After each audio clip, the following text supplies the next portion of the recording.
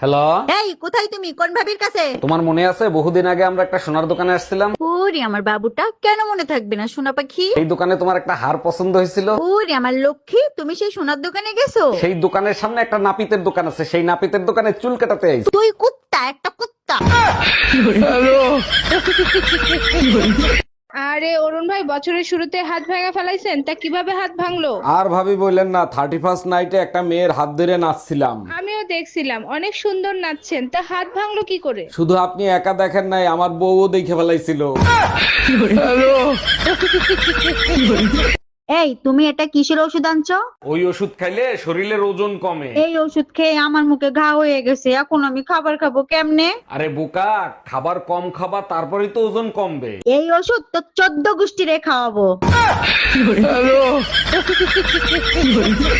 Hello Google, প্রচন্ড শীত পড়ছে, এই শীতে নিজেকে রক্ষা করব কিভাবে? বউর কাছে শ্বশুর বাড়ির বদনাম কর, তোর গুষ্টি শুদ্ধ গরম করে দিবে।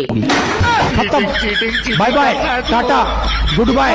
এই মহিলা আমার জীবনটারে জাহান্নাম বানায় ফেলাইতেছে। আর তুমি আমার জীবন দোজক বানাই ফেলছো। তোরা যদি ক্যালেন্ডার হইতিস, প্রত্যেক বছর পাল্টাইতাম। আর তুমি যদি আদা হইতা, কসম তোমারে প্রত্যেকদিন পুতো দিয়ে যাস্তাম।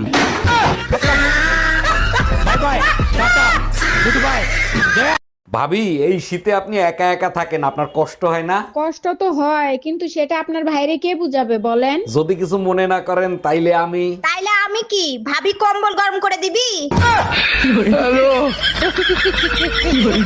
এই কই তুমি? পাতিলের ভিতর হাত দিয়ে দেখো তো। ওরে মা রে, তুমি আমার হাতটা পুরাইলে কেন? দেখাই নিলাম খাবার গরম আছে কিনা, তা না হলে তোমার মা তো আবার বলবে ঠান্ডা খাবার দিছে। মারে যেমন খাবার দেয় তেমন খাবার খা, তা নাহলে এই শীতে তোরে আর আমারে বাঁচতে দেবে না। हम इसका पति है, हमको सिर्फ फांसी का सजा चाहिए।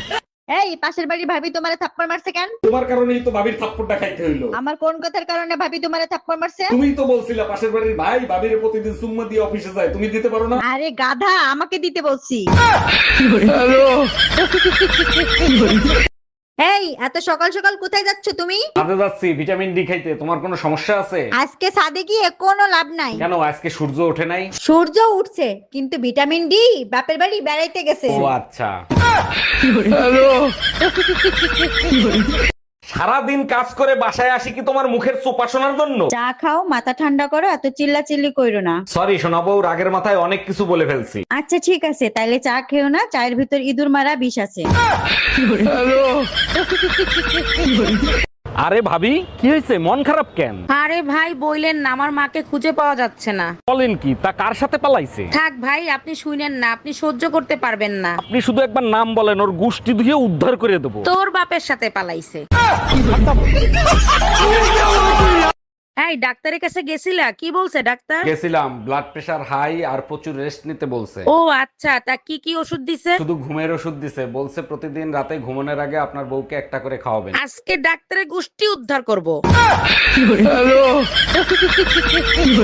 ভাবো তোমার সাথে বিয়ে না হয়ে যদি অন্য কারোর সাথে বিয়ে হতো। অন্যের ক্ষতি হয় এমন কিছু আমি স্বপ্নেও ভাবি না। তোমার সাথে বিয়ে না হয়ে একটা শয়তানের সাথে বিয়ে হইলেও ভালো হইতো। নাউজুবিল্লাহ, ভাই বোনের সাথে বিয়ে হয় আজ পর্যন্ত শুনছো?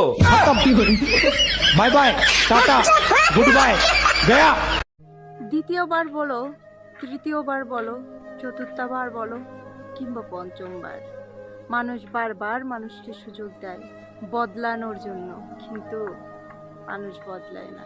ওই যে একটা কথা আছে না, সময় বদলালেও মানুষ কখনো বদলায় না।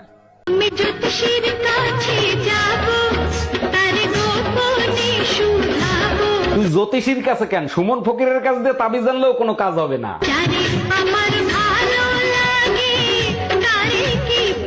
জীবনেও পাবি না। আমার সাথে সিটারি করছিস না, তোর কপালে টাকলা বুড়িয়ালা কাকু জোটবে। এই কি হয়েছে তোমার? কিছু হয় নাই, তুমি বুঝবা না। আচ্ছা ঠিক আছে, বলতে হবে না। তুমি দ্বিতীয়বার কেন জিজ্ঞেস করলে না? আচ্ছা বলো, কি হয়েছে তোমার? বললাম তো কিছু হয় নাই। এই রাতে ঘুমানোর সময় আমাদের মাঝে কোলবালি দিয়ে ঘুমাবা। আরে কি বলো, তুমি তো আমার কোলবালিশ। ন্যাকামি করো না, রাতের বেলা ঘুমের ঘরে আমার থাপ্পড় মারো, আবার ন্যাকামি করো। আরে বাবা, ওটা তোমার ভুল ধারণা ছিল। কোনটা ভুল ধারণা? ওই যে ঘুমের মধ্যে তোমায় থাপ্পড় মারি।